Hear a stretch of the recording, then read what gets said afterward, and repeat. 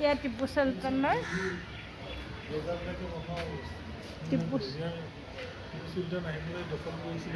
সেইকাৰণে দূৰবেৰি থৈছে। আকাম্বা ৰজা আছিলে আগতে। এয়া টিপু চুলতানৰ পেলেচ। ইয়াতে দুইটা হিন্দু আৰু মুছলিম দুইটাৰে ইয়াত দুইটাৰে বনাই থোৱা আছে খুঁটাবিলাক। এফালে হিন্দু এফালে মুছলিমৰ। আৰু এয়া হৈছে ওপৰলৈ যোৱা, এইটো বন্ধ কৰি দিয়া হৈছে, বেয়া হৈ গৈছে। এইবিলাক আচলতে এতিয়া অলপ সংৰক্ষণ কৰিবলগীয়া হৈছে আৰু বহুত পুৰণা হৈ গৈছে। পুৰণা কিছু সংৰক্ষণ কৰিলে ভাল হয়। পুৰণা বস্তুবিলাক ভাল লাগে, ধুনীয়া হৈ আছে।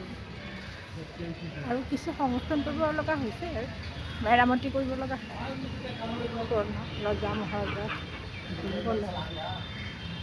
যদি এইফালে দি যাব লাগিব চাৰ। এইখন গেট এইফালে দেৰি নকৰিব। আধা ঘণ্টা বুলি কৈছে। এইটো যিয়ে মানুহ আমাক এৰি থৈ যাব।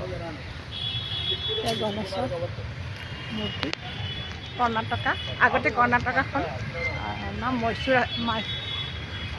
মাইচুৰ আছিলে। আৰু এতিয়া দুইখনে দুভাগ কৰি এফালে কৰ্ণাটকা আৰু এফালে মাইচুৰ হ'ল। সৌন্দৰ্য সুন্দৰ, ভাল লাগে। এটা দিন একেলগে আজি আমি পাৰ কৰিছোঁ।